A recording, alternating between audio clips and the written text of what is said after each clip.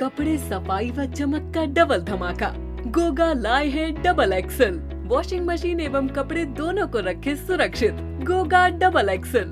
गोगा देता है महंगे कपड़ों को सुरक्षा और आपके हाथों को भी बनाता है कोमल। कपड़ों में लाए चमक। Goga washing powder. हेमा मालिनी जी, अध्यक्ष जी, हेमा मालिनी जी, बहुत बहुत आभार। ये जो तीनों नए बिल गृह मंत्री जी द्वारा लाए गए हैं, भारतीय न्याय संहिता, भारतीय नागरिक सुरक्षा, भारतीय साक्ष्य बिल, इन तीनों पर मैं समर्थन करती हूं और इसी पर मैं बोल रही हूं। महोदय, सेंचुरीज ओल्ड जो कानून Indian penal code 1860, the code of criminal procedure 1973 and the Indian evidence act 1872 आज इस न्यू इंडिया में बिल्कुल इररेलेवेंट है। ब्रिटिश ईरा के लॉस अपने शासन को मजबूत करने के लिए और रक्षा करने के लिए बनाए गए थे। आज वो अंग्रेजों के इस कानून को बदलने वाले, नए कानून बनाने वाले इन तीनों बिल लाने के लिए मैं गृह मंत्री अमित शाह जी को बहुत बहुत धन्यवाद करती हूँ। नया भारत अब विकसित भारत की दिशा में जा रही है, आगे बढ़ रही है।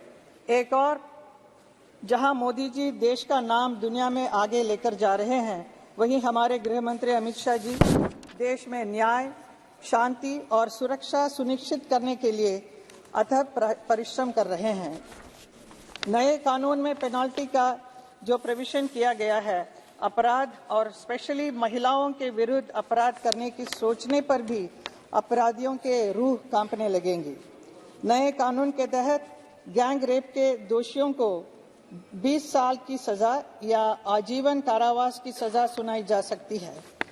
अगर दोषी 18 साल से कम उम्र की बच्ची के साथ ऐसा करता है तो उसे मृत्युदंड देने का प्रावधान किया गया है। आम इंसान को एक क्लिक पर मुकदमा की जानकारी मिल सकेगा। इसलिए 2027 तक देश की सभी कोर्ट को ऑनलाइन कर दिया जाएगा ताकि मुकदमा का ऑनलाइन स्टेटस मिल सकेगा। हर पुलिस स्टेशन पर जिले में एक ऐसा अधिकारी नियुक्त किया जाएगा जो अपराधियों के काले चिट्टे का रिकॉर्ड रखेगा।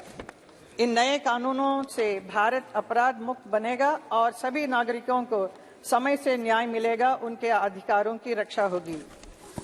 मैं हमारे गृह मंत्री अमित शाह जी से आग्रह करना चाहती हूँ, कुछ कहना चाहती हूँ।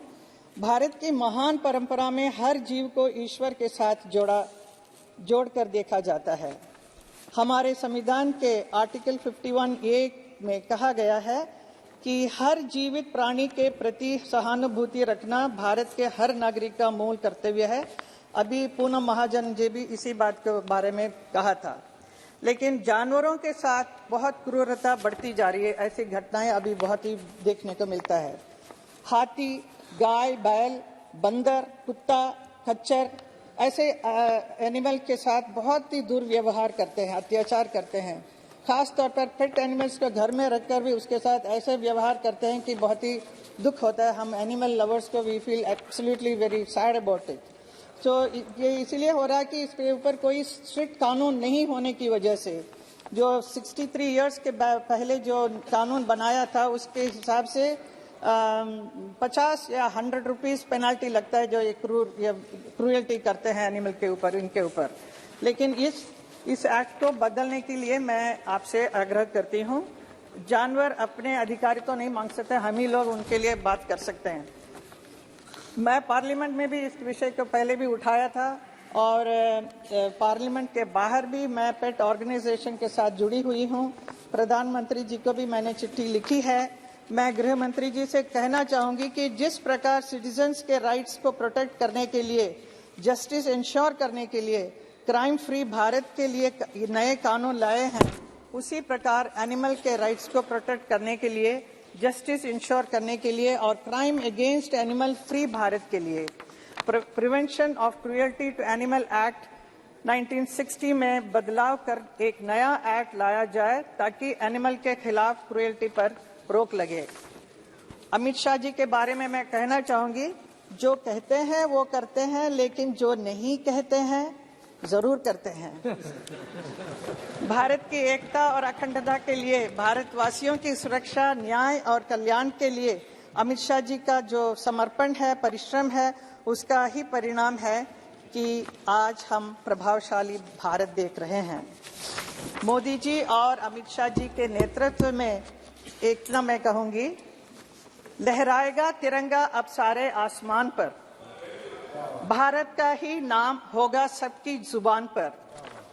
ले लेंगे उसकी जान या खेलेंगे अपनी जान पर। कोई जो उठाएगा आंख हिंदुस्तान पर। धन्यवाद। माननीय